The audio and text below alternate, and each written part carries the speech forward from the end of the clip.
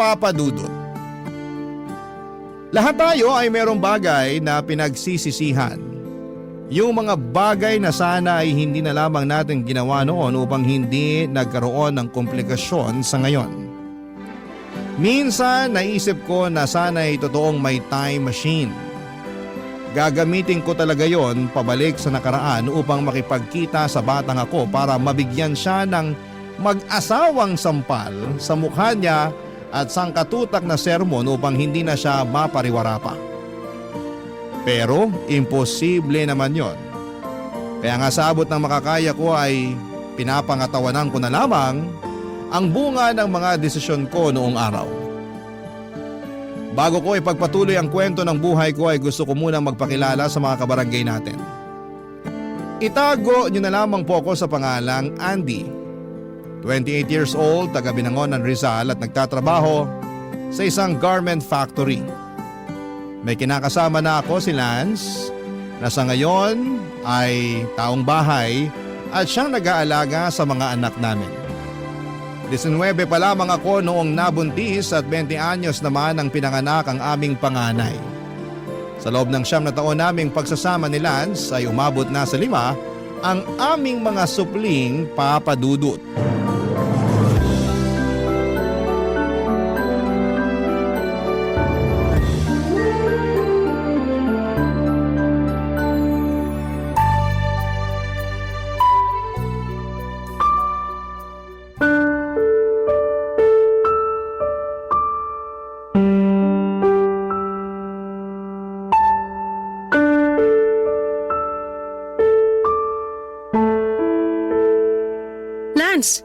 Bakit naman may sugat sa nguso yung bunso natin? Wala ba man lang munang good morning, mahal? Kasabay nitong mainit-init kong kape at pandesal? Yan talaga agad bungad mo, Andy? O edi good morning, mahal. O ngayon, pakisagot yung tanong ko. Malay ko kung bakit may sugat yung anak mo. Baka sa kalikutan. Anong malay mo? Dapat alam mo kasi ikaw ang bantay. Sinasabi mo ba na hindi ko sila binabantayan? May naririnig ka bang sinabi ko? Wala naman, di ba? Alam mo, minsan maglinis ka rin ng tenga mo. Kung ano-ano nang naririnig mo na hindi ko naman sinabi. Hindi nga. Pero tingin mo sa akin, bobo, para di maintindihan sa tono ng pananalita mo na gano'n ang ibig mong sabihin? Sinasabi mo na dapat alam ko kasi ako ang bantay ng mga anak natin. Tama naman. Pero dahil di ako sigurado kung na paano yan, ipinalalabas mo na di ko na binabantayan. Hindi naman kasi magkakasugat yung anak natin sa nguso kung binabantayan mo. Ang laki-laki kaya nung gasgas. Na paano ba yon? Hindi ko alam. Malay ko nga sabi. Bakit di mo tanungin panganay natin? Baka masagot niya. Yang ka eh. Lagi na lang yung panganay natin ang sinisisi mo tuwing may mangyayari dito. Papaalala ko lang sa'yo ha. Bata pa yung panganay natin kaya ikaw pa rin dapat ang may kargo sa mga bata. Huwag mong ipasa sa kanila yung mga responsibilidad mo. Kung tutusin, hindi ito yung unang beses na may nangyari sa bunso natin, pati na rin sa iba natin mga anak sa pangangalaga mo. Nung nakaraan, yung pangalawa natin may pasa sa braso. Sabi mo tumama sa gilid ng mesa. Pero parang hindi ka pa sigurado. Kundi pa sinabi ni mama na nagsuntukan pala yung mga anak natin, hindi ko pa malalaman yung totoo. Doon ka na lang kaya sa mama mo, nadaig pa ang CCTV magtanong na nangyayari sa mga anak natin. Kasi nasasagot naman niya lahat eh. Labas si mama rito. Nagkataon lang na nakita niya. Tsaka buti pa siya, alam niya yung nangyari eh. Pero ikaw naturingang ama ng mga anak natin, palaging walang kamalay-malay. Ano ba kasing ginagawa mo rito sa bahay? Siguro panay cellphone ka lang, no? Anong panay cellphone? Bakit? Hindi ba? Anong oras ka na nakakatulog kaka-cellphone dahil puro ka laro? Sabihin mong hindi, kukutusan kita. Parang tanga naman eh. Ikaw ang parang tanga. Yun ang alam, pagbabantay sa mga anak natin ng trabaho mo, hindi mo pa magawa ng maayos. Paano pa ako makakapagtrabaho ng panatag niyan? Kung lagi ako nag-aalala na baka ano na namang mangyari sa mga anak natin pag uwi ko. Hindi na makapagpahinga sa kabatong dibdib ko, Lance.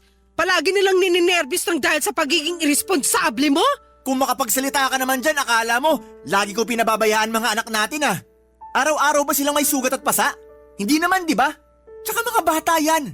Natural din na malilikot at nagkakasakitan. Sa dami nila, mababantayan ko ba sila isa-isa? Hirap sa'yo porque ikaw nagkatrabaho. Akala mo na kung sino ka kung umasta at magsalita dyan. Kung ayaw mong bantayan ng mga anak natin, edi ikaw ang magtrabaho sa labas! Sinabi ko ba na ayaw ko? Wala akong sinasabi, no? Ibig sabihin, ayaw mo talaga magtrabaho ulit! Ha? masaya na ako sa pagbabantay sa mga anak natin. Tsaka kakaregular mo lang dyan sa pinagkatrabahuhan mo, di ba? Sabi mo, pangarap mo maregular dyan. Ayan, nangyari na nga. Oo, pangarap ko! Kasi mukhang ikaw ang walang pangarap para sa pamilya natin.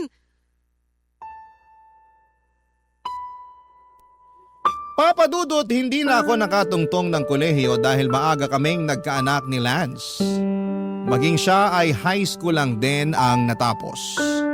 Tapos nasundan pa ng nasundan ang mga anak namin dahil hindi ko sineryoso ang paggamit ng contraception at pagpa-family planning. Kaya nga sising-sisi ako na umabot na sa 5 ang anak namin ni Lance dahil doon ay naranasan naming mag-isang kahig isang tuka. Gabi-gabi, bago ako matulog ay bumabalik sa akin lahat ng mga bagay na pakiramdam ko ay ninakaw sa akin ng panahon. At isa na nga doon ay yung ma-enjoy ko man lang ang kabataan ko at pagiging dalaga.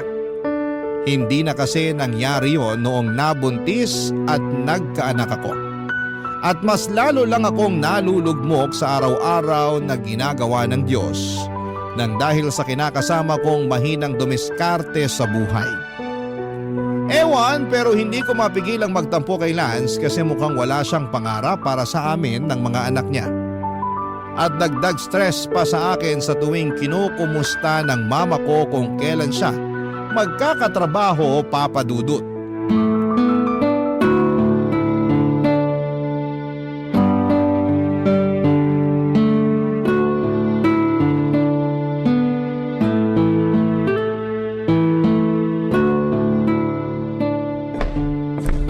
Nak, ginabi ka na naman sa pag-uwi ah. Oo nga po eh. Kailangan kasi mag-overtime sa trabaho kasi marami kaming gawa. Ganun ba? Opo. Kaso nakakapagod. Nakakangalay ng batok at ang sakit-sakit na ng likod ko. Umupo ka nga muna dyan sa bangko. Bakit ba kasi nakatayo ka lang dyan sa may pinto? Maghapon na po kasi kaming nakaupo kaya hindi ko na rin ramdam yung puwet ko pero sige po, upo na ako kasi mas napapagod lang akong tumayo. Tulog na po ba yung mga bata? Oo, kakatulog lang nila. Ay, kumain ka na ba? Kumain na. Nakisubo na lang ako doon sa kasamahan ko kanina sa baon niya. Kasi wala na pala akong pera pambili. Ayoko namang umutang sa kantin dahil ang mamahal ng mga paninda nila doon. Pero pag ganun, umutang ka na. Kasi paano na lang kung walang baon yung kasamahan mo, di ba? Opo, ma. Sorry po ah.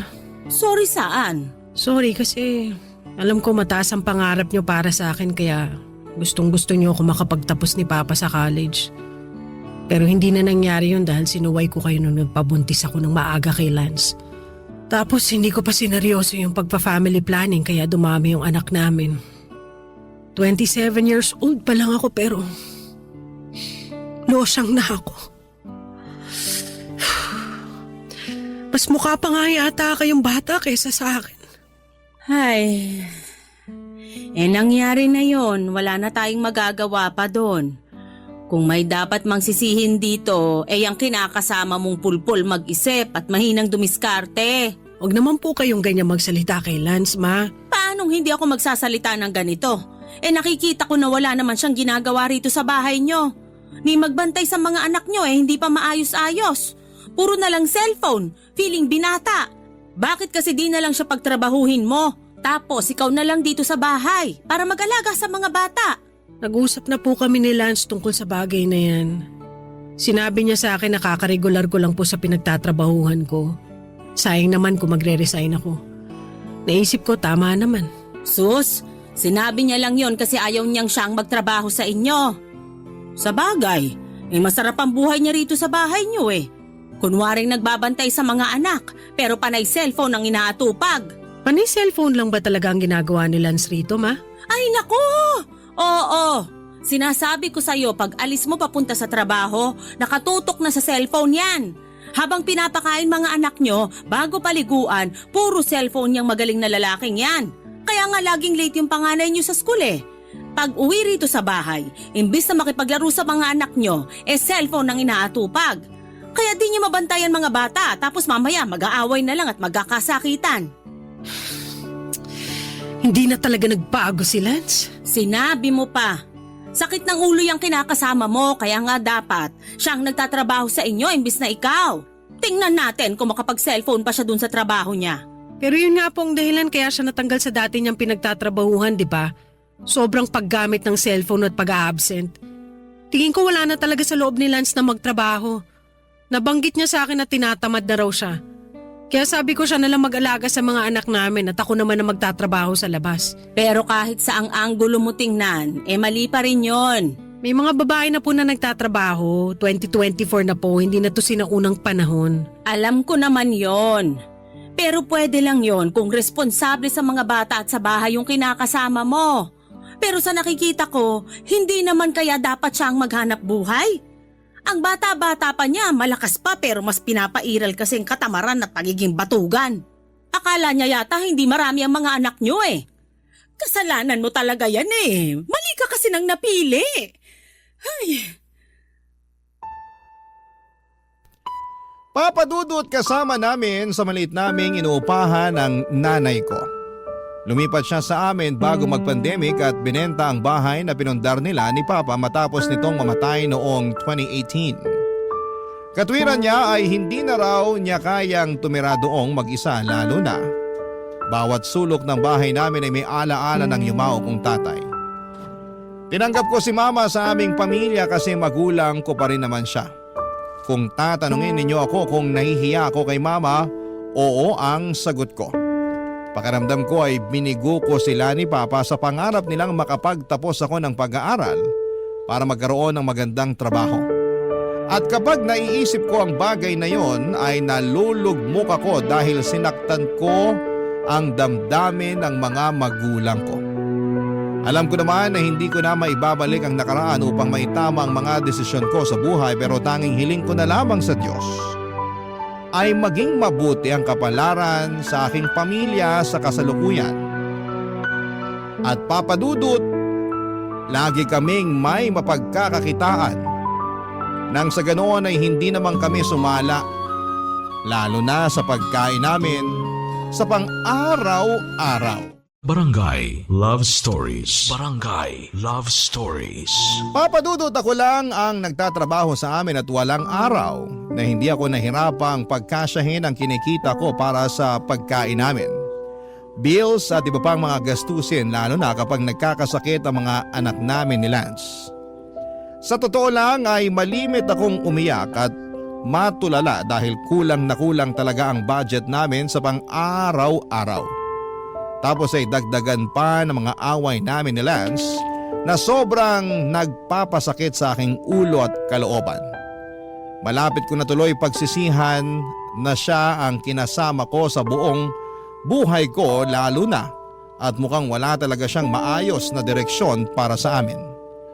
Simula kasi nang natanggal siya sa trabaho noong 2023 ay tinamad na siyang maghanap pa. Hindi ko alam kung mas na-enjoy na niya ang pag-aalaga sa mga anak namin o sadyang hinayaan na lang niya ako ang bumuhat sa aming pamilya. Ewan, hindi talaga ako masaya sa relasyon namin pero hindi ko naman siya mahiwalayan dahil meron kaming mga anak, papadudot.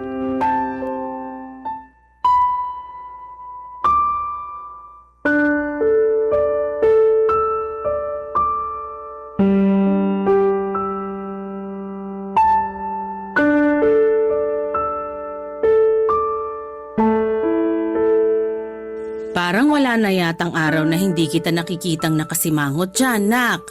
Sorry ma, hindi ko lang po mapigilang malungkot. Huhulaan ko. Tungkol na naman yan sa kinakasama mo, no? Opo, nag-away kasi kami kanina eh.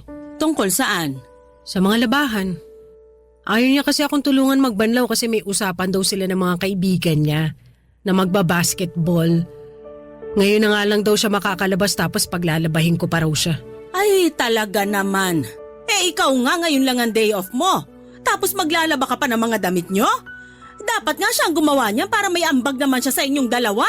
Sinabi ko naman po sa kanya pero hindi na raw niya may sisingit yung paglalaba. Kasi 5 batang binabantayan niya. Napapagod din po siya kaya maawa naman daw ako sa kanya. Wow! Maawa sa kanya? Siya, naawa sa'yo? Inuna pa talaga nung ungas na yun yung pakikipag-basketball kaysa tulungan ka? Kung tutusin, gabundok lang naman yung labahin yun ang dahil sa mga damit niya? Meron din naman pong damit namin ng mga bata. Ay, nako. Ewan ko na lang talaga dyan sa kinakasama mo. Kaya nga po hindi ko mapigilang malungkot. Nakakalungkot nga, pero labahan lang yan. Kung ayaw kang tulungan ng Lance na yun, pwede mo na namang laban na lang mag-isa. Kahit mabagal, kahit matagal kang matapos, basta kumilos ka na para naman mabawasan na yung trabaho mo. Sobra naman po kayo. Akala ko sasabihin niyo magpahinga ako, wag na muna maglaba. Pwede mo namang gawin yan. Pero kayo rin naman ang mamomroblema ng susutin nyo. Lalo na't mga dugyot pa naman yung mga anak mo. Maya't maya kailangan magpalit ng damit. Saka anong sobra ko? Minomotivate lang kita para umpisahan na ang paglalaba kaysa magmukmuk ka dyan sa kalungkutan. Wala na po ba akong karapatang malungkot? Meron, pero kumpara naman sa lungkot na nararamdaman ko, walang-wala yung kalungkutan mo. Ano pong sinabi niyo? Malungkot din ako, Andy. Baka lang hindi mo natatanong. Pagkagising ko kanina, parang ayokong magkikilos. Gusto ko na lang humiga ng humiga hanggang makatulog ako. Pero dahil tirik na tirik ang araw sa labas at ang iingay ng mga anak nyo, hindi na ako nakabalik sa pagtulog. Kaya kahit malungkot ako noon at naiirita na rin, bumangon na ako para maligo.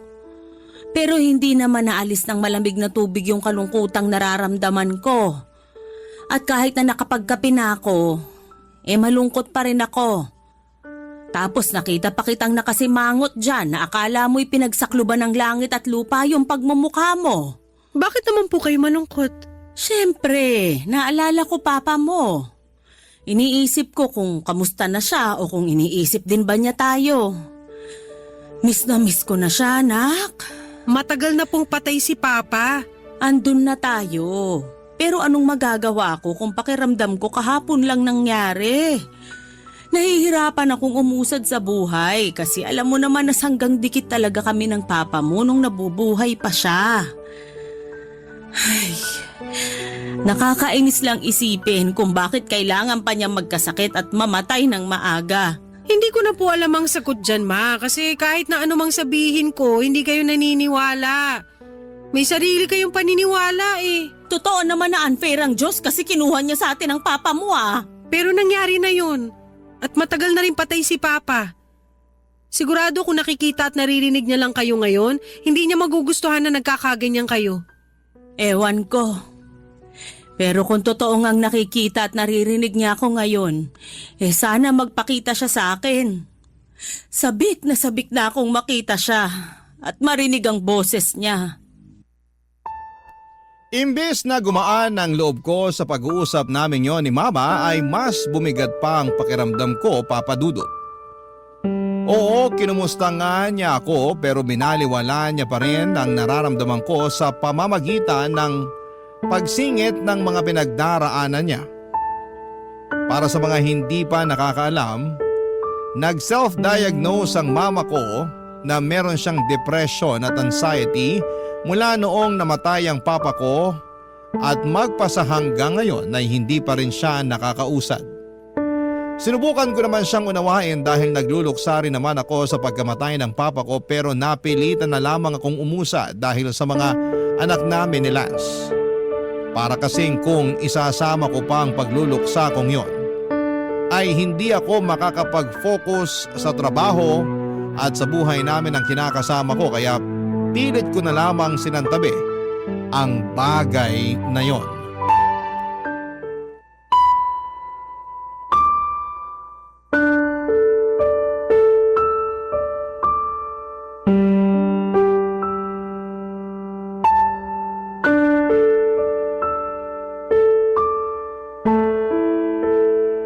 Yung nanay mo talaga, malapit ko na yung makutusan eh. Ano? Bakit mo kukutusan ng nanay ko? Para magdanda at malaman niya lugar niya sa pamamahay na to. Masyado na kasing pakailamero yung nanay mo. Di na ako natutuwa sa kanya. Hindi pa rin sapat na dahilan yon para pagsalitaan mo siya ng ganyan. At bakit hindi? Pamamahay naman natin to. Alam ko naman yun. Baka lang kasi nakalimutan mo na siyang nakikitira sa atin. Kaya dapat siyang makisama sa atin. Kaya lang hindi eh. Masyado nagmamarunong. Akala mo naman kung sino. Ano ba kasing nangyari? Bakit ganyan kainit ang ulo mo? Yung nanay mo kasing takles eh. Sinermonan lang naman ako kasi di ko raw inaayos pagbabantay sa mga anak natin. Na puro lang daw ako laro sa cellphone ko. Tapos ikaw nagkakandakuba sa pagtatrabaho. Kalalaki ko raw na tao, batugan ako. Dapat ako raw ang nagtatrabaho sa labas imbis na ikaw na siyang nanay sa pamilya natin. Sinabihan pa akong chismoso nung isang beses na nakita niya ako nakikipagkwentuhan sa barkada ko. Tama ba yun? Tingin ko may punto naman ang mga sinabi sa iyo ni Mama. Sa lagay mas kinakampihan mo pa yung mama mo kesa sa akin na kinakasama mo? Hindi naman sa ganun, pero Pero na rin yun. hindi nga kasi! Oh, bakit ka ba naninigaw? Kasi masyado kang mainit dyan. Kumalma ka nga muna. Kalmado ako. Pero punong-puno na talaga ako dyan sa nanay mo eh. Hindi na ako natutuwa sa pagiging pakialamera niya. Para tayong may CCTV sa pamamahay natin sa katauhan niya. Pagpasensya mo na lang si Mama. Pagpasensyahan? Tingin mo di ko yan ginawa? Siyempre ginawa ko na yan. Pinagpasensyahan ko na yung nanay mo kasi nanay mo yan. Pumayag nga ako na patirehin natin siya rito sa maliit nating inuupahan, di ba? Wala ka narinig sa akin. Ngayon pa lang ako nagkakaganito kasi sobra na yung nanay mo. Tapos kapag pinatulan ko't na sagot-sagot magtatampo. Daig pa yung balat sibuyas. Magmumukmuk at iiyak sa sulok na akala mo inaping bata. Kaya nga, wag mo nang sagutin si Mama kasi alam mo namang mabilis siyang ma-depress, di ba? Sus, ma-depress niya mukha niya. Tingin ko pa uso na lang niya yan eh. Kunwari depressed para intindihin natin pero okay naman pala. Nung nakaraan nakita ko yan nakikipagtawanan sa kapitbahay natin eh. Yun ba yung depressed? Tapos maya-maya maglulungkot-lungkutan. Pinagloloko na lang tayo ng nanay mo eh. Kung pinaglololoko man niya tayo, konsensya na niya yon. Tsaka wala rin naman tayo magagawa kung sakaling ang depressed siya o pinipeke lang niya. Ang akin lang, huwag ka na sana masyado magpa-apekto sa mga sinabi sa'yo ni Mama. O baka naman kaya ganyang kakaapektado kasi alam mong totoo yung mga sinabi niya. Ano ba naman yan, Andy? Imbis na gumaan loob ko sa'yo, lalo pang bumigat kasi mas kinakampihan mo pa mama mo. Baka nakakalimutan mong akong kinakasama mo rito. Hindi ko nakakalimutan yun. Pero pareho lang kayo ni Mama kung umasta At paano kami naging magkapareho? Nagtanong ka pa talaga ano pa nga ba? Pareho kayong masakit sa ulo at mahirap intindihin. Nakakabuisit kayo. Akong napapagod sa inyo Kung meron mga nakakabwisit dito, ang mama mo na yan. Buti pa, paalisin mo na nga siya rito. Ha? At saan ko naman papupuntahin si Mama pag pinaalis natin siya rito? Ewan ko. Dami-dami na nating problema. Sa akin mo pa itatanong ang bagay na yan? Malamang ikaw nakaisip Pesteng buhay naman to. Papa Dudut, hindi ko masisisi si Lance kung magalit siya sa mama dahil totoo naman lahat ng hinaing niya rito. May pagkapakialamera talaga si mama kahit ako na anak niya ay nakakarinig din sa kanya ng kung ano-ano. Hindi rin sila magkasundo ng kinakasama ko dahil galit sa kanya ang mama ko kasi maaga raw niya akong binuntis at inanakan pa ng marami. Kaya lalong nalugmok ang buhay ko at pamumuhay namin. At lumala pa nga ang iringan at parinigan nila dahil magkakasama kami sa iisang bubong. Pero ang isa pang problema ko ay yung hindi rin masyadong kasundo ni mama ang mga anak namin. Kahit na pinakikisamahan naman niya ang mga apo niya, ay maraming beses ko pa rin naaabutan na sinusungitan ni mama ang mga bata. Mabilis kasi siyang mapikon lalo na kapag maingay ang mga anak namin. Tantrums man o nagkakatuwaan lamang sila. Ang gusto kasi ni mama kapag malungkot siya at miserable ang nararamdaman niya ay maging malungkot at miserable din kami na katulad niya. Barangay Love Stories. Barangay Love Stories. Papa Dudut, 43 years old pa lamang ang mama ko nang nabiyuda siya matapos mawala ang tatay namin. Simula noon ay hindi na siya bumalik sa pagtatrabaho. Noon ay may pinapasukan siyang opisina kung saan magkatrabaho sila ni Papa bago ito nawala. Pagkatapos niyang mag-resign ay nagmukmuk na lamang siya sa bahay namin hanggang sa naisipan niya itong ibenta. May kakaunti silang savings ng papa ko na naubos lang niya sa sugal at ang katwiran niya ay gusto lang naman niyang maglibang. Tapos nung walang-wala na siya ay nagsabi siya sa akin na makikitira siya sa amin kasama ang pamilya ko. Dahil sanay ako na siya ay lagi kong kasama, ay hindi ko siya natiis. Pumayag ako na tumira siya sa amin pero pakiramdam ko ay cargo namin siya ni Lance, dahilan para lalong bumigat ang pagdadala namin ng buhay.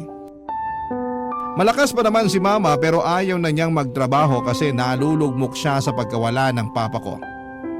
Madalas daw niya kasing maalala si papa kaya naiiyak na lamang siyang bigla. Ang ending, lagi siyang nagmumukmok sa bahay. At kahit na ilang taon na ang lumipas ay apektado pa rin siya sa mga nangyari. Isang araw ay nagtangka ang nanay ko na tapusin ang buhay niya sa pamamagitan ng paglalaslas ng pulso. Buti na lamang at nakita siya ni Lance kaya hindi pa ganoong kalalim ang sugat at mabilis namin siyang naipagamot, Papa Dudut.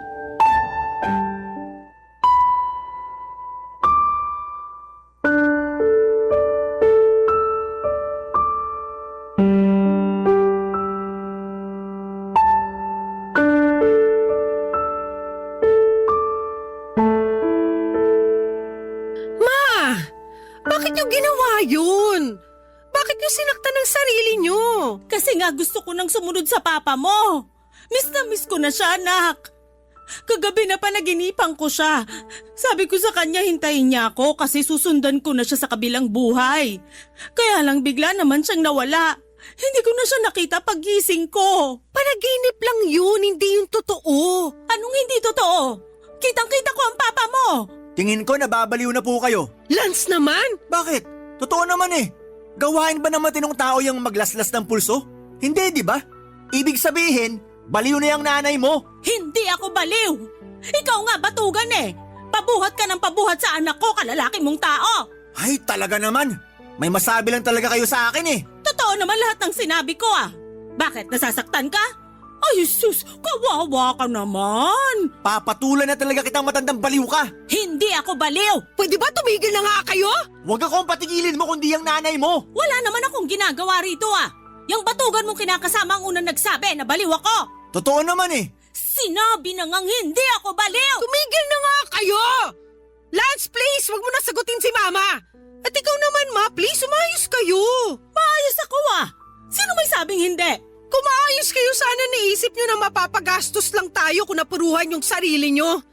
Sana naisip nyo na walang-wala na nga kaming pera kasi kulang na kulang yung sinusweldo ko tapos dadagdagan nyo pa yung mga gastusin namin. Gusto nyo talaga kami mabaon sa utang, no? Sabihin nyo, gusto nyo mangyari sa amin yon? Naku, hindi naman syempre. Kung hindi naman pala, bakit kayo ganyan? Hindi ko alam. Basta ko na lang naisip yun eh. Alam nyo yan, pero inaayaan nyo lang ang sarili nyo na magpadala sa isip nyo. Hindi mo talaga ako maiintindihan kasi wala ka naman sa posisyon ko. Hindi ko na kailangan mapunta sa posisyon nyo dahil baka lalo lang ako masiraan ng ulo. Nagluksari naman ako sa pagkawala ni Papa pero umusad pa rin ako. Kaso kayo hindi eh.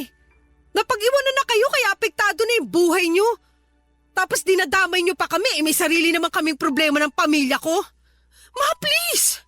Kung hindi nyo kami matutulungan sa araw-araw naming pamumuhay, wag na po kayong dumagdag sa mga iniisip namin, lalong-lalo na sa akin. Awa naman kayo sa akin kasi napapagod din po ako. Hindi ko naman kasalanan kung napapagod ka ngayon. Ikaw ang pumili niyan, hindi ako. Masyado ka kasing suwael at hindi ka nakinig sa amin ng papa mo. Tapos pulpul pat batugan yung lalaking napili mo. Siningit niyo na naman ako. Totoo naman eh. Kasalanan mo kung bakit mahirap pa kayo ngayon sa daga. Ewan ko sa inyo! Ako pa yata yung mauunang mabaliw sa kakaintindi sa inyo. Yang mama mo sisihin mo, wag ako. Isa ka rin sakit ng ulo eh. Ano na namang ginawa ko? Yun nga, wala kang ginawa at wala ka rin ginagawa para sa pamilya natin. Ang malas-malas ko sa'yo, Lance. Nagsisisi na tuloy ako na ikaw pa ang tatay ng mga anak natin. Papa Dudut, dala na rin siguro ng matinding emosyon na naghahalong galit at pag-aalala kaya nasumbatan ko na ang sarili kong ina. Pero sa totoo lang ay may punto naman lahat ng mga sinabi ko. Pagod na akong pakisamahan siya dahil dagdag lamang siya sa mga gastusin namin. Naghihikahos na nga kami sa buhay tapos mapapagastos pa kami ng malaki ng dahil sa kanya. Siyempre nagalit din sa akin si mama at nagkasagutan kami. Hindi rin naman kasi siya papatalo kaya lalong nadagdagan ang sama ng loob ko sa kanya. Gustong gusto ko na siyang paalisiin sa amin pero baka lalo siyang mapahamak sa labas. Isa pa ay natatakot ako sa karma na pwedeng mangyari sa akin sakaling ipagtabuyan ko sa pamamahay namin ang sarili kong ina. Kaya nga pinagsabihan at kinausap ko na lamang siya ng masinsinan na huwag na niyang ulitin ang bagay na yon kasi mauuna pa akong mabaliw sa kanya. Tingin ko ay tinabla naman siya kaya lang makalipas ang 2 linggo ay may ginawa naman si Lance. Dahilan para malapit na akong masiraan ng ulo, Papa Dudut.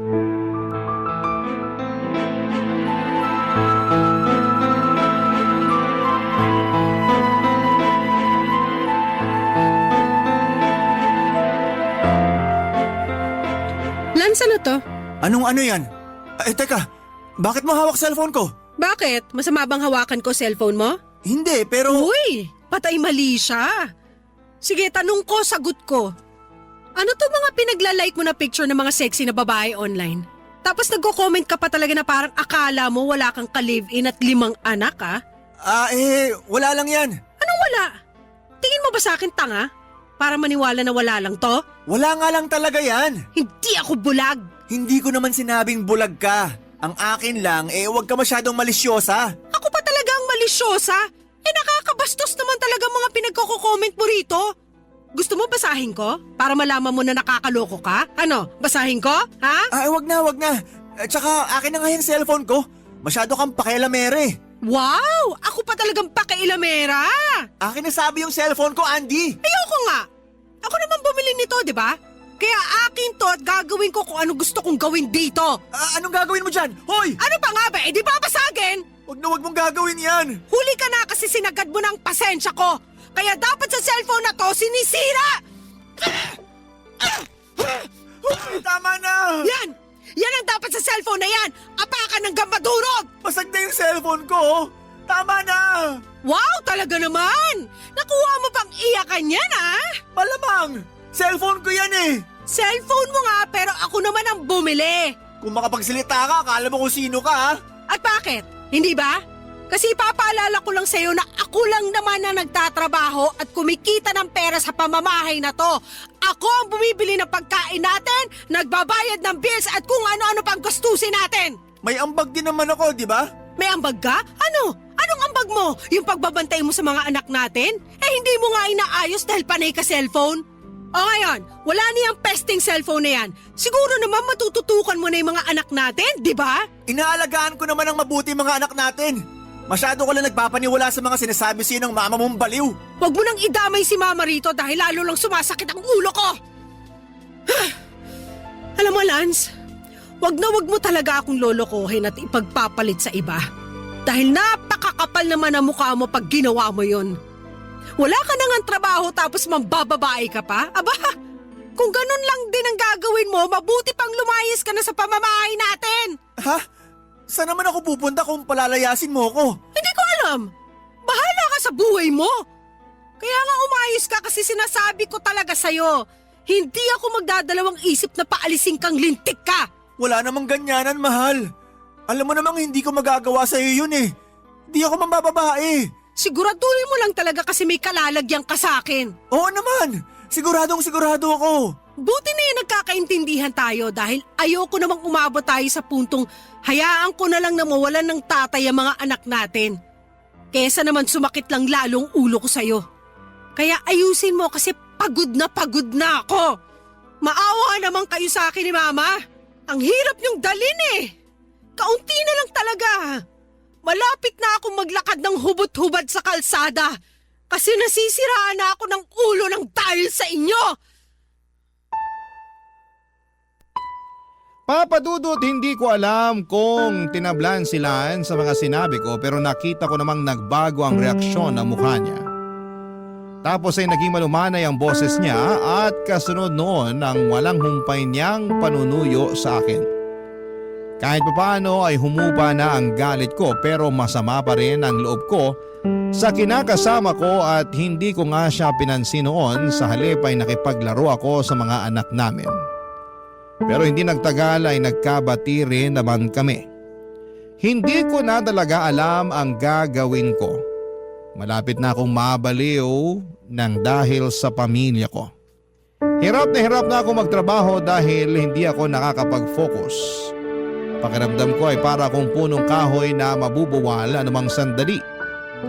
Sa kasalukuyan, ako pa rin na naghahanap buhay sa amin. Kasama pa rin namin si mama sa bahay. At paminsan-minsan ay nalulugmok at nalulungkot pa rin siya. Pero buti na lang dahil may pinagkakaabalahan na siya. Gaya ng pagtitinda niya ng almusal sa tapat ng bahay namin tuwing umaga hanggang tanghali. Dalangin ko na sana lang ay magtuloy-tuloy na kasi kahit paano'y nakakatulong din naman ang maliit niyang kita sa amin ng pamilya ko. At pangarap ko na mapatignan ng mama ko sa eksperto sakaling may sapat na kaming pera para matulungan siya sa kanyang depresyon. Hanggang dito na lamang po ang sulat ko, Papa Dudut. Maraming salamat po sakaling mapili po ninyong i-ere sa inyong programang Barangay Love Stories. Gusto ko na rin kunin ang pagkakataon na ito para magpasalamat sa programa ninyo dahil nalilibang at natututo ako sa mga istorya ng kabarangay natin na itinatampok ninyo. God bless and more power sa inyo. Ang inyong forever kapuso at kabarangay, Andy. Dear Papa Dudut, ako nga pala si Kathy, 35 years old at meron akong nakarelasyon. Naitago na lang natin siya sa pangalang Bert. Mas matanda siya sa akin ng 20 years. Pero kahit ganon kalayo ang agwat namin sa isa't isa ay hindi naman kami nagkakaroon ng malaking problema. Marami kaming pagkakaparehas kasi mas marami akong alam sa henerasyon niya. Kaya hindi kami nauubusan ng pag-uusapan. Nakilala ko siya sa tulong ng isang katrabaho. Nereto ako noong time na ready na ulit akong magmahal. 3 taon na kasi akong single noong nakilala ko si Bert. Pakiramdam ko noon ay ready na ulit akong magmahal nang makilala ko na siya. Mature kasi siya at iba roon sa mga naging karelasyon ko. Tumagal din ang 1 taon ng ligawan bago ko siya sinagot, Papa Dudut. Hindi nga siya nainip, di kagaya ng iba na paabutin mo lang ng kalahating taon ng panliligaw ay sumusuko na. Hindi ko pinagsisihan na sinagot ko si Bert, Papa Dudut. Paano ba naman kasi lahat ng kailangan at gusto ko ay kaya niyang ibigay. Edad lang naman ang maipipintas ng iba sa kanya. Pero pagdating sa ibang bagay tungkol sa kanya, wala silang ibang masabi. Boto ang mga mahal ko sa buhay sa kanya, Papa Dudut. Gusto na nga nilang magpakasal na kami kaagad. Napag-usapan namin yon pero hindi naman ako nagmamadali. Parang okay pa rin sa akin na mag-boyfriend at mag-girlfriend lamang kami. Hindi naman ako pressured kahit lagpas 30 na. Enjoy pa kasi ako sa situation namin ni Bert, Papa Dudut.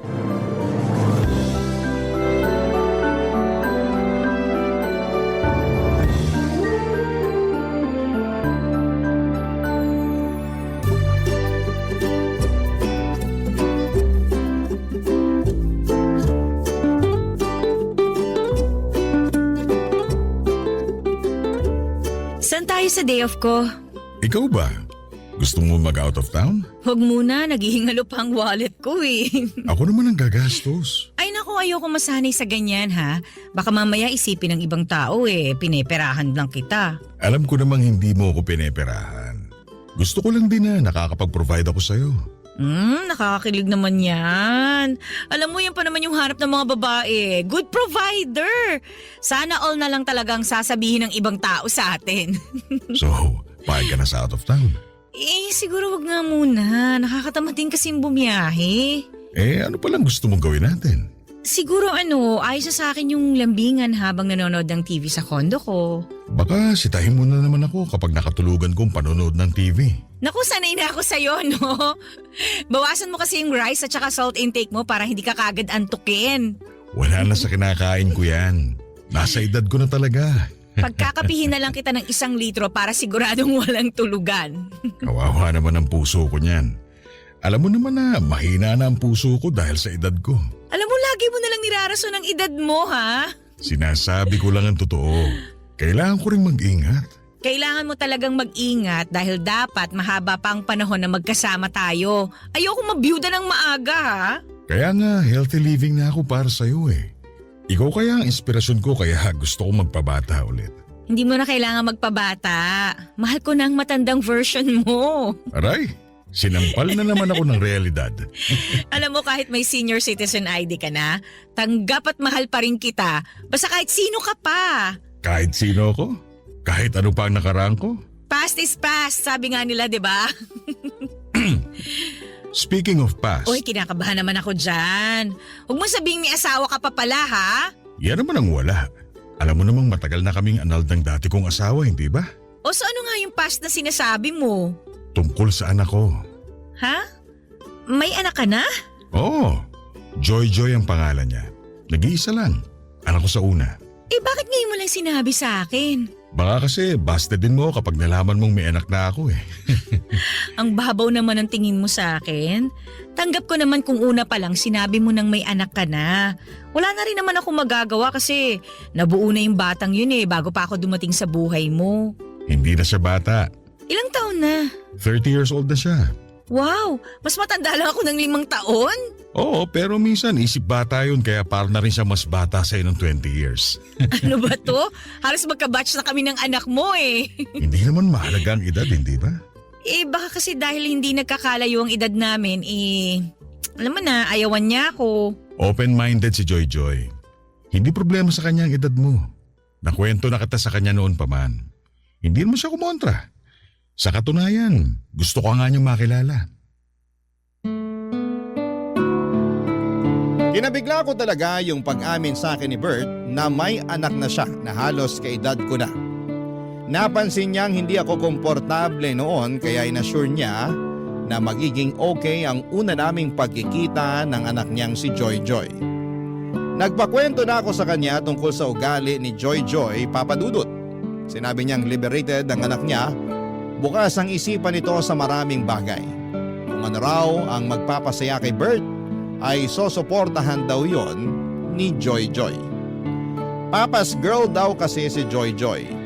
Palibasa noong baby pa lamang ito ay si Bert na lagi ang kasama niya. Nag-ibang bansa kasi ang nanay ni Joy after nitong mga anak. Kaya na-develop yung bonding nilang mag-ama. Kahit nung time na nagkahiwalay na si Bert at ang asawa niya ay hindi nagbago ang koneksyon ng mag-ama, Papa Dudut. Kahit tuwing weekends na lamang daw sila magkita pero madalas pa rin silang nagkukumustahan, salamat na lamang sa social media. Marami pa akong nalaman tungkol kay Joy. Dahil doon ay napanatag na rin ako kahit papaano. Baka naman makakasundo ko si Joy, lalo't hindi naman nalalayo ang edad namin sa isa't isa. Marami rin kaming pwedeng pag-usapan. Naisip ko nga rin baka pwede na rin kaming maging magkaibigan. Weird yon kung iisipin pero para sa akin ay maganda nga yun para mas lalo akong mapalapit kay Bert. Alam kong mahal na mahal ni Bert si Joy. Base pa lang kung paano kumislap ang mga mata ng nobyo ko kapag pinag-uusapan namin ang anak niya. Alam kong wala na siyang ibang hihilingin pa kapag nagkasundo kami ni Joy. Kaya naman pinaghandaan ko na ang unang pagkikita namin ni Joy. Kabado man pero kinaya ko yon para sa relasyon namin ni Bert, Papa Dudut.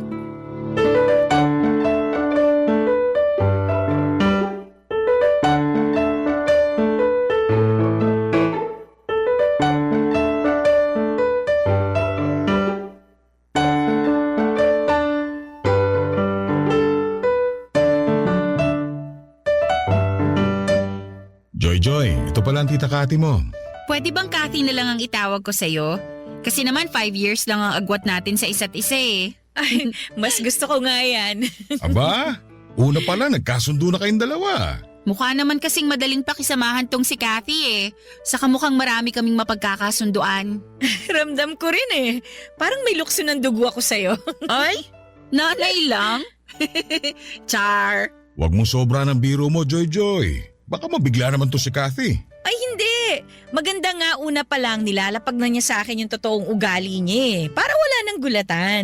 Alam mo ngayon pa lang, gusto na kitang maging stepmother. Pero mas mukha tayong stepsisters. Oo nga pala, Joy. Dito matutulog sa bahay si Kathy, ha? Si Papa naman, anak ba kita para magpaalam ka sa akin kung pwedeng matulog ang girlfriend mo sa bahay mo? Baka lang kasi dito ka rin matulog ngayon. Eh dito naman talaga ako matutulog ngayon. Nakaschedule na, di ba? Wala namang kaso sa akin kahit maglambingan kayo magdamag ni Kathy. Basta wag lang kayo masyadong maingay sa kwarto ha. Walang kalampagan ng kama. Hoy, huwag yung ganyang biro, ha? Hindi naman maiilang tong si Kathy. Ako ang naiilang eh. Eh di sorry. Sorry Kathy ha kung nabibigla ka sa bunganga ko. Sana masanay ka na. Ganito lang talaga ako makipag-usap kay Papa para lang kaming magkaedad. Naku, okay lang yun. Parehas lang tayo. Parang kaedad ko lang din ng tatay ko kapag kinakausap ko siya. Eh nagkikiss din ba kayo ng tatay mo? Kiss? Oo, bumibeso ako sa kanya pag nagkikita kami. Ha? Beso lang? Para naman kayong magkaibigan lang? Eh, paano pala dapat? Pa, beso lang yung sa kanila oh. Bakit tayo kiss sa lips? Kiss sa lips? Oo. Yun ang nakasanayan namin mula nung baby pa siya. Love language namin yun. Nung bata pa lang si Joy Joy. Mula pagkabata niya hanggang ngayon. Hanggang ngayon? Consistent kami ni Papa dyan. Joke to, no? Anong joke? Sampulan nga natin pa. Okay na. Hindi na kailangan patunayan yung joke nyo. Natatawa na ako. Bahala ka. Pa, alis muna ako. Tumatawag yung best friend ko. Gala lang kami sa mall. Balik ako mamayang dinner. Agahan mo, ha? Sumabay ka sa amin ni Kathy mag-dinner. Sure. Bye, Kathy. Bye, Pa. Pakis nga ako. Lambot naman ang lips ng dalaga ko. O ingat ka, ha? Update mo kami ni Kathy, ha? Ang inakala kong biro ay totoo pala. Nakita ko kung paanong naglapat ang mga labi ni Bert at Joy. Naghalikan talaga sila sa harapan ko at hindi ako nakapagsalita kaagad, Papa Dudut. Inoobserbahan ko kung nagbibiro pa rin sila pero mukhang hindi na. Seryosong kumaway na paalis si Joy habang si Bert naman ay nagtungo muna sa kusina para i-check kung ano ang pwede niyang iluto para sa dinner naming tatlo. Naiwan naman ako sa sala na takang-taka kung bakit may gumagawa pa ng ganon. Masyado lang ba akong malisyosa at normal ba na sa edad ni Joy na yon ay hinahalikan pa siya sa labi ng sarili niyang ama? Ako lang ba ang hindi komportable sa sitwasyon na nakikita ko? Kailangan ko bang sanayin ang sarili ko sa nakasanayan nilang mag-ama? Hindi namin napag-usapan ni Bert ang tungkol sa halik na yon. Parang ako pang nahiya sa nakita ko at hindi ko naman pinahalata sa kanya na nabigla ako sa naging halikan nilang mag-ama. Pagkabalik ni Joy ay nakita ko naman silang naghalikang muli sa labi. Isang malaking pasanin sa akin na ipakita na okay lamang ako sa nakasanayan nilang gawin. Bakit sila ganon? Hindi naman ako conservative na babae pero alam ko kung ano yung limitasyon. Close din naman kami ng tatay ko pero hanggang beso lang ang pupwede. Kina Bert at Joy kailangan talagang magdikit ang mga labi nila ng matagal. Naintindihan ko kung musmus pa lamang si Joy pero dalaga na siya. Halos kaedad ko na nga siya. Hindi ba dapat may boundaries na rin silang mag-ama pagdating sa bagay na yon, Papa Dudut? Barangay Love Stories. Barangay Love Stories. Papa Dudut, marami pa akong napapansin sa kanila mag-ama habang tumatagal na nakakasama ko sila. Sobrang komportable nila sa isa't isa na wala na silang pakialam kung komportable pa ba ang iba kapag nakikita sila. Meron nga noong magkasama kaming kumain sa isang restaurant. Silang dalawang mag-ama ang magkatabi. Inakala ng lahat na sila ang magkarelasyon at kaibigan lamang ako ni Joy Joy. Paano ba naman kasi iba ang dikitan nila sa isa't isa? Iba rin ang yakapan na akala mo ay magkarelasyong sabik sa bawat isa. Panay din ang halikan nila sa labi kahit anumang oras nila piliin. Doon ako hindi nakatitig ng mabuti, Papa Dudut. Samantalang kami ni Bert bihira lamang kung maghalikan sa labi. Hindi rin kami gaanong naglalambingan at nagyayakapan. Pero silang mag-ama kayang-kaya po nila. Minsan gusto ko nang sabihin sa kanila na hindi ako komportable kaya lang nauuna lagi yung takot ko na baka ma-misunderstand nila ang pinanggagalingan ko. Hanggat maaari ay ayaw ko namang magkaroon kami ng hindi pagkakaunawaan ni Bert. Saka napapalapit na rin kasi kami ni Joy sa isa't isa. Ayaw ko ring masira ang nasimula naming samahan. Ang hirap pa namang ibalik ang magandang samahan kapag nagkalamat na.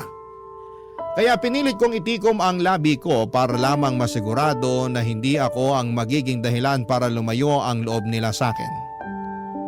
Pero isang araw ay meron na naman akong hindi nagustuhan sa ginawa nila. Kararating ko lamang noon ng bahay ni Bert at naabutan kong magkasama sina Joy Joy at Bert. Nakasuot ng nightie si Joy Joy na sobrang nipis. Wala rin itong suot na bra. Dahilan para mailang ako, Papa Dudut.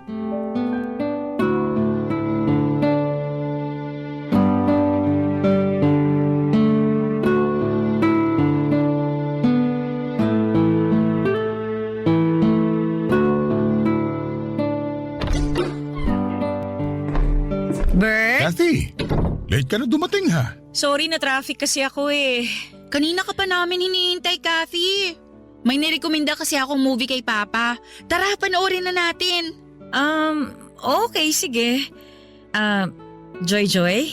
Ano yun? Gusto mo bang humiram ng pajama or jacket? Meron ako dyan. Ha?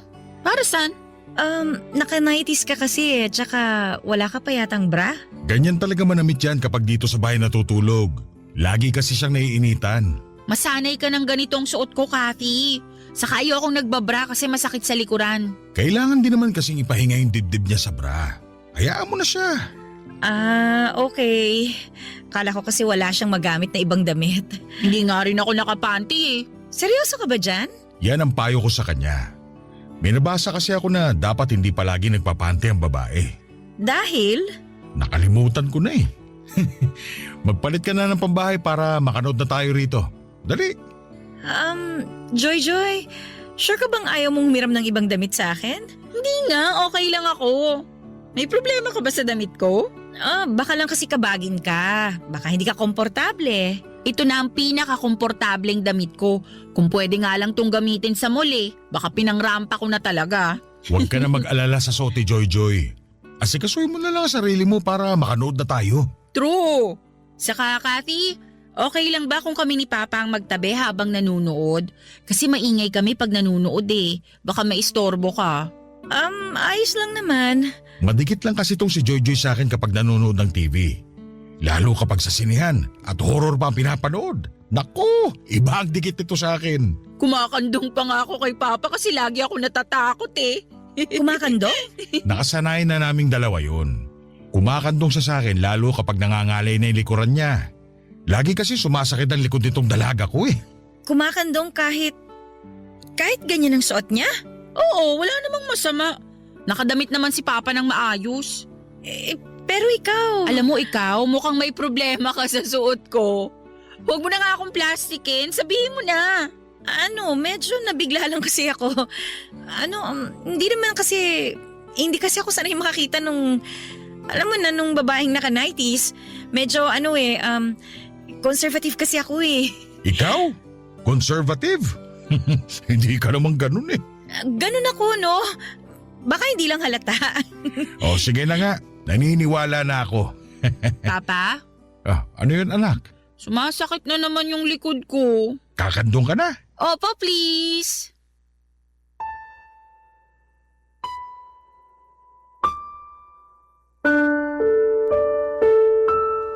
Wala na lamang kumandong si Joy Joy kay Bert. Natulala na lamang ako sa mga nangyari. Nagmadali akong pumunta sa kwarto hindi para magbihis kundi para magpakalma ng sarili ko. Naiinis ako sa ginagawa nila pero mas naiinis ako dahil wala naman akong magawa para pigilan sila, Papa Dudut. Parang ang helpless ko sa sitwasyon na yon. Gustuhin ko mang magsalita, natatakot ako dahil baka ma-offend ko sila. Noong sinubukan ko nga na magpasimple pero kamuntik nang magalit itong si Joy Joy. Doon ako natakot, Papa Dudut. Lalo na noong parang kinampihan ni Bert ang anak niya. Sino ang magiging kakampi ko kung ganon? Wala akong maisip na mapagsabihan ang sitwasyon ko. Papa Dudut, natatakot ako na baka may magsabi sa akin na masyado lamang akong malisyosa. Baka ako lang ang nakakakita ng hindi maganda sa mga nangyayari. Baka nga kailangan ko ring mag-adjust. Sa pagdaan pa ng mga araw ay sinubukan kong sanayin ang sarili ko sa mga nakikita ko sa kanila. Kapag hindi ko na kinaya ay pumipikit na lamang ako o di naman kaya ay gagawa ako ng dahilan para makaiwas sa kanila. Napapadalas pa naman ang punta ni Joy Joy sa bahay ni Bert. Natuwa na raw kasi siya sa akin kaya gusto niyang makasama kami lagi ng papa niya. Kung alam lang niya na hindi kami parehas ng nararamdaman. Lagi na lang akong naiilang sa tuwing andon siya. Lagi akong kinakabahan na may makikita pa akong sobra sa ginagawa nila. At hindi nga ako nagkamali, Papa Dudut. Nagkatotoo nga ang aking iniisip. Isang gabi, sinurpresa ko si Bert para sa monthsary namin. Sinabi ko sa kanya noong una na hindi ako makakapunta sa bahay niya pero pumunta pa rin ako. May dala akong cake at regalo para sa kanya. Pero isang malaking sorpresa para sa kanya ay hindi pala kundi ako pala ang masosorpresa sa mga makikita ko.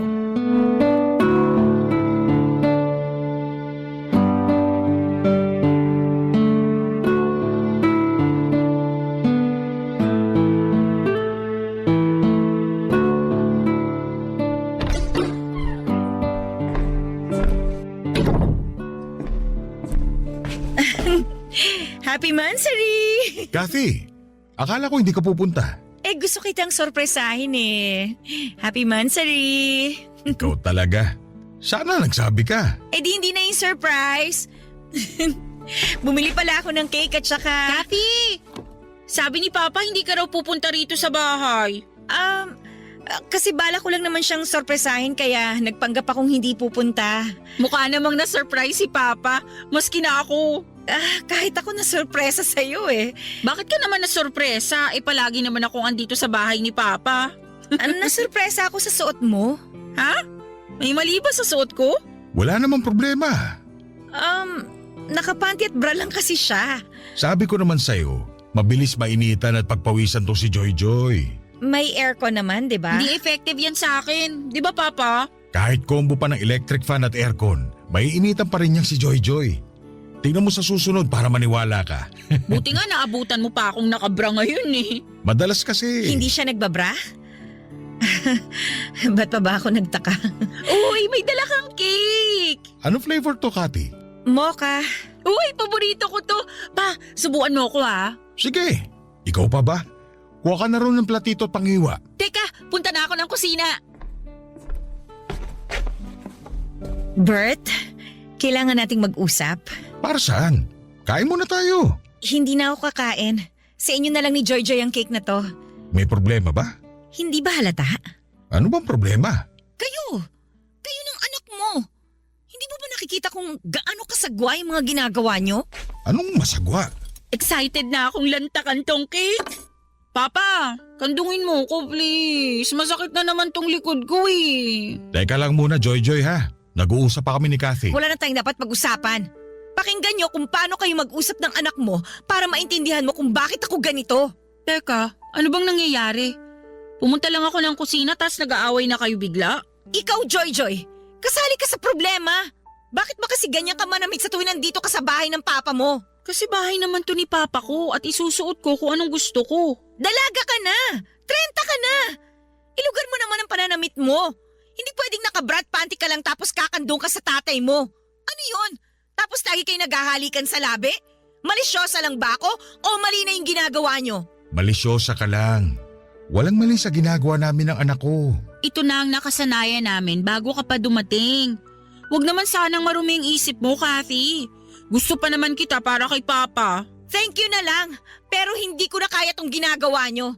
Sa inyo na tong cake. Mag-enjoy kayong kumain habang magkakandong. Sa sobrang inis ko ay nagmadali na akong umalis. Nanginginig ako naglakad palabas ng bahay. Hinabol ako kaagad ni Bert at pinigilan niya akong umalis at gusto niya akong kausapin. Sinubukan ko naman siyang pakinggan pero nilalabanan pa rin niya na wala silang ginagawang masama ni Joy Joy. Doon ako napundi. Nagbook na ako kaagad ng masasakyan para makaalis na. Sinabi ko sa kanya bago ako sumakay ng sasakyan na mag-cool off muna kaming dalawa. Gusto ko mag-isip-isip kung tama pa ba na makipagrelasyon sa kanya dahil hindi ako komportable sa kanila ng anak niya. Wala naman na siyang nagawa kung hindi ang pumayag.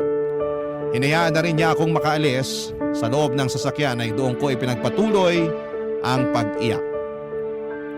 Nang makauwi ako ng bahay ay hindi pa rin natapos ang sama ng loob ko.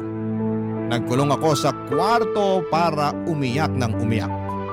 Pagkatapos noon ay nakatanggap ako ng text mula kay Bert. Sinasabi niya sa akin na bibigyan niya ako ng space. Umaasa pa rin daw siya na magkakaayos kami dahil mahal niya ako. Hindi raw niya kayang mawala ako. Lumambot ang puso ko sa sinabi niya. Kaya naman sinubukan ko siyang kausapin para ipaunawa ang maling napapansin ko sa kanilang mag-ama. Pero tulad ng dati, sarado pa rin ang isip niya tungkol doon. Kaya wala ko nagawa kundi ang itigil ang pag-uusap namin at sinimulan ko nang iwasan silang mag-ama habang pinag-iisipan kung tama pa ba na magstay ako sa buhay niya. Papa Dudut. Barangay Love Stories. Barangay Love Stories. Sa pagdaan ng mga araw ay hindi na nga muling nagparamdam sa akin si Bert. Nirespeto niya ang kagustuhan ko na makapag-isa muna. Pero nami-miss ko siya. Hindi siya matanggal sa isipan ko at in love talaga ako kay Bert. Pero hindi ko naman pwedeng gamitin ang pagmamahal na yon para lamang magstay kung hindi naman ako komportable sa nangyayari sa relasyon namin. Tiniis ko na huwag magparamdam sa kanya. Kahit panayang check ko kung nag-message na ba siya o kung nag-like man lang ba siya ng status ko. Napadalas nga ang pag-post ko sa Facebook para lamang makita kung magre-react pa rin siya pero bigo ako noon. Kahit i-view ang my day ko ay wala pa rin. Kaya ang ginawa ko na lamang ay dine-activate ko na lamang ang Facebook ko para wala akong makita tungkol sa kanya. Nagpaka-busy na lamang ako sa trabaho para makalimutan siya. Pero hindi naging effective. Kapag busy ako sa trabaho ay mas lalo ko siyang naiisip. Hindi na ako makatulog ng maayos dahil nasanay na akong kayakap at katabi siya. Kaya naman nilunok ko na ang pride ko at minessage ko na siya, Papa Dudut. Mabilis naman niya ako nireplyan at sinabi ko sa kanya na puntahan niya ako sa kondo para makapag-usap kami. Mabilis pa sa 4:00 ang pagdating niya. Nanginginig akong pinagmasdan siya at na-miss ko talaga siya. At naramdaman ko namang ganon din siya sa akin. Niyakap niya ako at hindi ko naman pinagkait sa kanya ang isang yakap pabalik. Alam kong hirap talaga akong tiisin siya dahil mahal na mahal ko siya. Kaya sinubukan kong i-communicate sa kanya ang nararamdaman ko sa relasyon nilang mag-ama, Papa Dudut.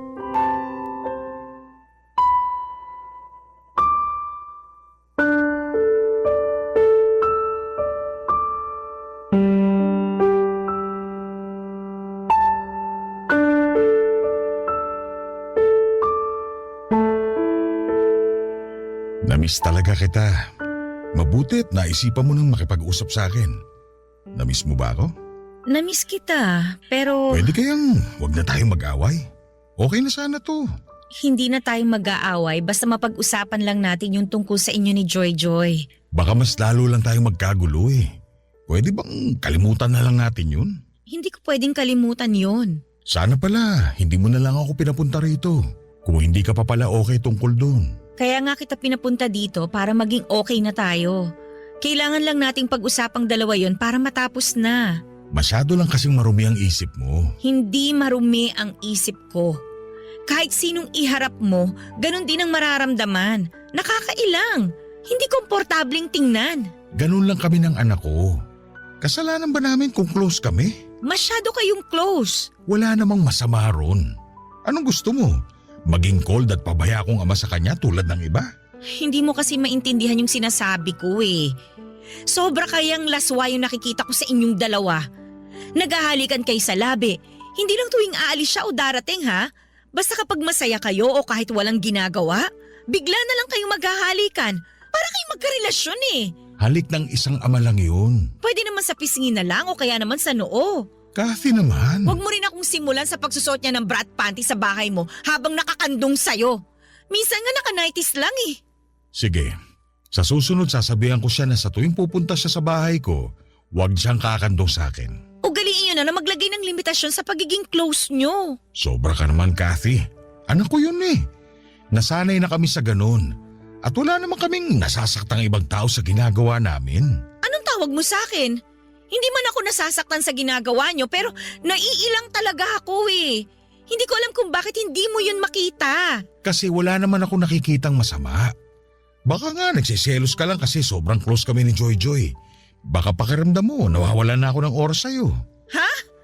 Bakit ko naman pagsisilosa ng anak mo? Hindi lang ako komportable sa pinapakita niyo sa akin kapag nakaharap ako sa inyo. Ay, nako. Parang wala namang mananalo sa usapang ito. Ay wala talaga. Hanggat hindi mo nakikita kung ano yung point ko. Bert, sabihin mo nga sa akin, ano pa ba yung madalas niyong ginagawang mag-ama para ipakita yung closeness niyo sa isa't isa? Mga normal na bagay lang. Anong normal na bagay? Tabi kami matulog. Nakapanty at bra na naman ba siya? Sabi ko naman sa'yo, mabilis siyang mainitan eh. Ay naku, ano pa?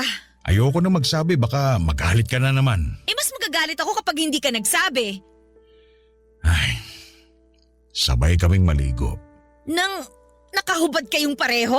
Malamang. May maliligo bang nakapantalon at t-shirt?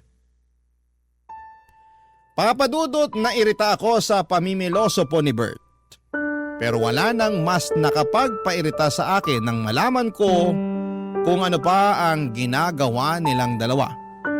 Bakit hindi nila makitang mali yung mga nakasanayan nila? Dalaga na ang anak ni Bert pero kung umasta siya akala mo ay sanggol lamang ang anak niya. Halos kilabutan ako sa mga sinabi ni Bert, Papadudot. Kasama mong matulog ang anak mo nang nakahubad? Kasama pang maligo ng nakahubad? Paano sila nagiging bulag sa mga ginagawa nila? Wala bang ibang taong nagsasabi sa kanila na may mali na? Ang dami kong tanong noon pero dahil sa galit ko ay mas pinili ko na lamang na paalisin si Bert. Baka kung ano pa ang maidagdag niya na makapagpawala ng respeto ko sa kanya. Hindi ko na kinaya. Minessage ko siya at sinabing tapos na kaming dalawa, Papadudot. Hindi naman niya ako nireplyan. Mabuti na rin yon para mamatay na yung natitirang pag-asa sa puso ko na magiging maayos pa kaming dalawa. Panayang iyak ko habang nagmo-move on. Yun marahil ang pinakamasakit na breakup sa akin. Hindi kasi ako ready na magkahiwalay kami ni Bert. Pero kailangan kong gawin dahil hindi ko na kayang tanggapin yung nakikita ko sa kanilang mag-ama. Hindi na siya nagparamdam pa ulit sa paglipas ng buwan. Hanggang isang araw ay nagulat na lamang ako sa isang bisitang dumating sa bahay ko. Si Joy Joy. Kumatok ito sa pinto at nang buksan ko ay nakita ko ang malungkot na mukha ni Joy Joy. Hindi ko alam kung paano siya haharapin. Naiilang ako sa kanya pero gusto kong pakinggan kung ano man ang gusto niyang sabihin, Papadudot.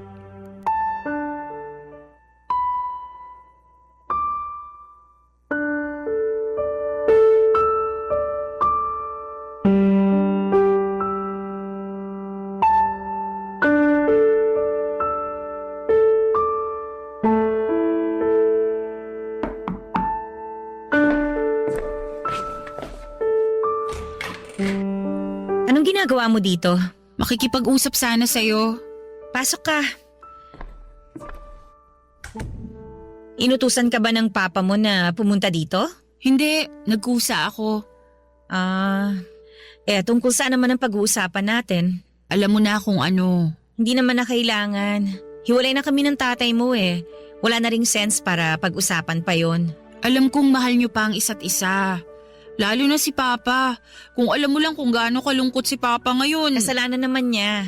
Hindi niya ako pinakinggan eh. Pinakinggan ka naman namin. Kaya lang, kami ang hindi mo maintindihan. Ako nga tong hindi niyo maintindihan eh. Wala bang nagsasabi sa inyo na nakakailang ang mga ginagawa niyo? Wala naman kaming natatapakang ibang tao. Yung tanong ko ang sagutin mo. Wala bang pumupuna sa ginagawa niyong mag-ama? Meron, pero... So hindi lang pala ako, no? Pero pinaramdam niyo sa akin na ako lang tong malisyosa. Kasi hindi naman big deal sa amin eh. Ewan ko ba sa ibang tao kung bakit hindi sila maging open-minded? Ang hirap maging open-minded sa ginagawa niyo, Joy. Parehas mo rin pala yung mga niligawan at naging ex ni Papa eh. Akala ko pa naman iba ka sa lahat. So marami pala kaming kontra sa ginagawa niyo ng tatay mo. Kasi makikitid ang utak nyo. Ay naku, Joy, makinig ka. Hindi ako kontra sa pagiging malapit nyo sa isa't isa ng tatay mo. Pero sana sa edad mo, dapat alam mo na kung ano yung mga bagay na hindi mo ginagawa kasama siya eh. Hindi ka na pwedeng naka-brat panty lang habang kumakandong sa kanya. Wala na rin sanang halikan sa labi na maganap. Bumeso ka na lang tulad ng ibang mga anak. Sa ganun ako pinalaki ni Papa eh. Kaya nga sinasabi ko sa'yo na mali ang tatay mo na ipagpatuloy pa kung ano yung ginagawa niyo noon. Kahit yung pagtulog na nakahubad ka katabi siya. Sinong hindi magtataas ng kilay kapag nalaman nilang ginagawa niyo yung ganon? Parehas mo talaga ang mga ex ni Papa. Pinagseselosan nila ako dahil sobrang close naming dalawa. Hindi na selos yung nararamdaman nila. Namin. Hindi na kami komportable. Ang nanay mo ba? Alam ba niya yung ginagawa niyo? Hindi naman siya nagtatanong eh. O subukan mo sabihin sa kanya para magkaalaman na. Baka hindi ka na niya ulit papuntahin sa tatay mo kapag nalaman niya yan. Open-minded ang nanay ko. Kaya alam kong wala lang sa kanya to kapag sinabi ko sa kanya. Okay, sige. Hindi na ako lalaban kasi buhay niyo naman yan eh. At saka, tapos na rin kami ng tatay mo. Good luck na lang sa next na stepmother mo kung payag siya sa mga inaakto niyo. Pero Kathy, ikaw na kasi ang gusto ko para kay Papa. Kahit may hindi tayo pinagkakaunawaan, alam kong ikaw yung dapat para kay Papa. Saka alam kong mahal na mahal ka rin niya. Sa'yo ko lang siya nakitang ganun kasaya eh. O so, anong punto mo? Baka naman pwede mo nang isang tabi yung pagkailang mo sa ginagawa namin ni Papa. Tapos balikan mo na siya. Naaawa na kasi ako sa kanya eh. Please, Kathy. Please. Nangingilid ang mga luha ni Joy habang pinapakiusapan akong balikan si Bert. Aminado akong naapektuhan ako sa huling sinabi niya. Nakaramdam ako ng kurot, mas lalo namang nag-ingay ang puso ko. Isinasagawa na naman nitong sinisigaw na naman nitong muli si Bert. Bigla ko namang na-miss si Bert, Papa Dudut. Pinalis ko muna si Joy para makapag-isip-isip ako bago siya tuluyang lumabas ng pintuan. Hinawakan pa nito ang kamay ko at nagmakaawa na huwag ko raw iwan ang tatay niya. Hindi raw niya kayang makitang lugmok sa kalungkutan ng tatay niya. Doon ko naramdaman kung gaano niya kamahal si Bert. Tumango na lamang ako at sinabing kami na lang ng tatay niya ang mag-uusap sa dapat na gawin. Pagkatapos noon ay nagmadali akong isarado ang pintuan at doon ako napasantad. Para ako nanghina sa naging usapan namin. Ilang araw na akong naguguluhan sa dapat kong gawin, Papa Dudut. Mahal na mahal ko po si Bert. Wala na akong ibang lalaki na nakikitang makakasama kung hindi siya. Kaya lang ay hindi ko talaga matanggap ang ginagawa nilang mag-ama. Sinubukan ko namang sabihin yon sa kanila pero mukhang hindi nila babaguhin ang nakasanayan nila. Kasi hanggang sa dulo ay pinapakita nilang walang mali sa ginagawa nila. Ano po ba sa tingin ninyo ang dapat kong gawin? Wala na akong ibang problema kay Bert maliban nga roon sa kakaibang closeness nilang mag-ama. Hindi ko na alam kung ano ang gagawin ko at sana'y matulungan niyo ako. Isa po akong masugid na tagapakinig ng inyong #1 radio station sa Barangay LS 97.1, lalo na ang inyong programang Barangay Love Stories. Makakaasa kayo sa patuloy na pagsuporta ko bilang pasasalamat sa pagbahagi ng aking kwento. Ang inyong forever kapuso at kabarangay, Kathy.